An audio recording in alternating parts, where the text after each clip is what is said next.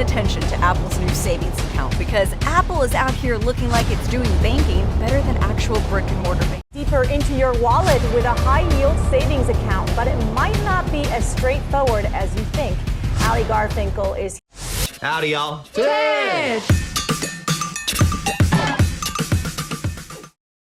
नमस्कार मित्रों, हम सभी एप्पल के प्रोडक्ट्स जैसे आईफोन, आईपैड, आईवॉच, एयरपोड्स और मैकबुक के बारे में सब जानते हैं, लेकिन क्या हम कभी एप्पल की बैंकिंग सर्विस के बारे में जानते हैं? नहीं ना। अब सवाल उठता है, एप्पल एक मोबाइल मैन्युफैक्चरिंग कंपनी है और उसका बैंकिंग सर्विस से क्या रिलेशन? इसकी शुरुआत 17 अप्रैल 2023 को होती है, जब एप्पल अपनी ऑफिशियल वेबसाइट पे अनाउंस करती है कि वो अपने एप्पल कार्ड की सेविंग अमाउंट पर लोगों को 4.15% के रेट से इंटरेस्ट देंगे। और यही न्यूज़ मार्केट में हॉट टॉपिक बन जाता है। आखिर क्यों? जहां एक तरफ अमेरिका में मंदी का माहौल छाया हुआ है और अमेरिका के बैंक जैसे कि Silicon Valley Bank, First Republic Bank, Western Bank Alliance Corporation, Pacific Western Bank Corporation नादार होने की आड़ पर है, और वहीं पे एप्पल 10 गुना ज़्यादा इंटरेस्ट देने की बात कर रहा है। 10 गुना ज़्यादा इंटरेस्ट, ये कैसे हो सकता है?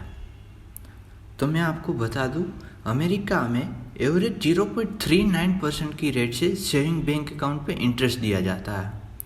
इतना ही नहीं, इंडिया में भी गवर्नमेंट बैंक जैसे कि SBI वो भी 2.70% के रेट से इंटरेस्ट देती है, और प्राइवेट बैंक जैसे कि ICICI, HDFC बैंक वो भी 3 से 3.5% के रेट से इंटरेस्ट देती है।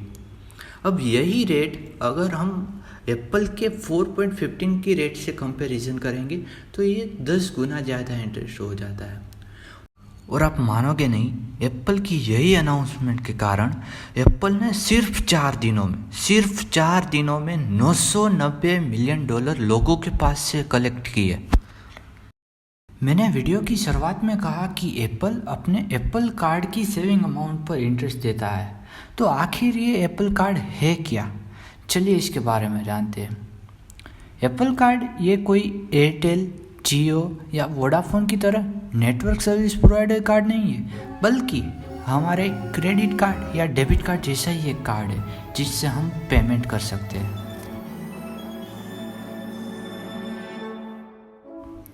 एप्पल कार्ड को शुरुआती दिनों में एप्पल पे नाम की एप्लीकेशन को यूज़ करने के लिए बनाया था और इसे 20 अगस्त 2019 को लॉन्च किया गया था।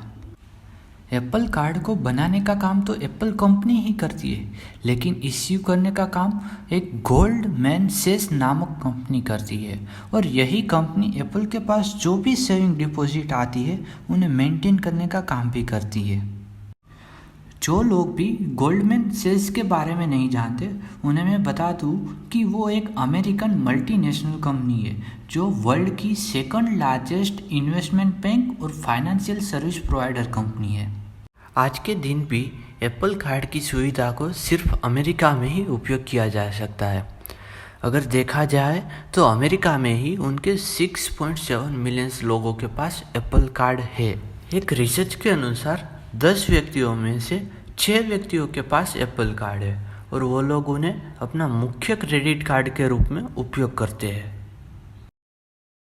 तो चलिए इस एप्पल कार्ड के कुछ स्पेशल फीचर्स के बारे में जानते हैं जो अन्य बैंकों के तुलना में कुछ अलग और नए हैं। पहला फीचर है कि no charges no late fees. Card issue करने से लेके एनुअल चार्जेस तक का किसी भी प्रकार का कोई भी चार्जेस नहीं लगता। दूसरा है जीरो मिनिमम बैलेंस। किसी भी बैंक में सेविंग अकाउंट खुलवाते समय हमें कुछ मिनिमम बैलेंस मेंटेन करनी पड़ती है, लेकिन एप्पल कार्ड में किसी भी प्रकार की कोई भी बैलेंस मेंटेन करना ज़रूरी नहीं है। तीसरा फीचर है कि कैशबैक। एप्पल कहता है कि अगर आप किसी भी दुकान पे जाते हैं और फिजिकल कार्ड से कुछ पेमेंट करते हैं तो उसके ऊपर आपको 1% का कैशबैक मिलेगा। वही चीज़ अगर आप एप्पल पे से कुछ ऑनलाइन पेमेंट करते हैं तो आपको 2% के हिसाब से कैशबैक मिलेगा।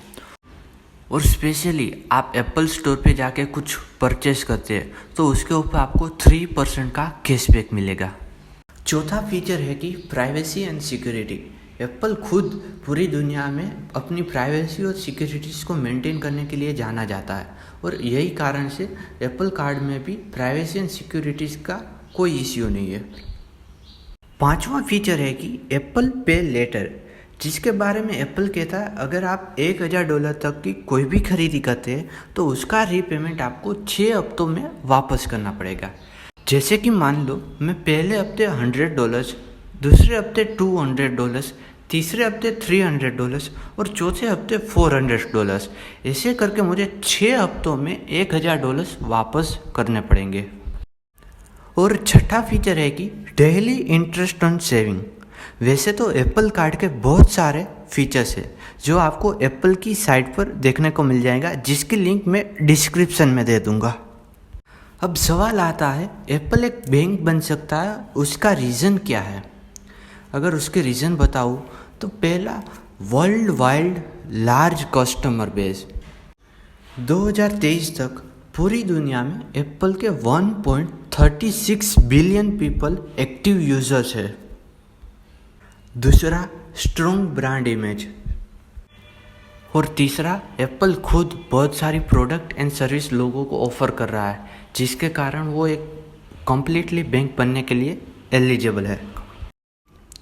अगर स्ट्रेटेजिकली देखा जाए तो जैसे जियो ने टेलीकॉम सेक्टर में रिजोल्यूशन लाया, वैसे ही क्या एप्पल भी बैंकिंग सेक्टर में रिजोल्यूशन लाना चाहता है क्या? टेलीकॉम सेक्टर में जियो के आने से पहले 1 GB डेटा की प्राइस 225 रुपये हुआ करती थी, जो जियो के लॉन्च होने के बाद 18.5 रुपये हो गए।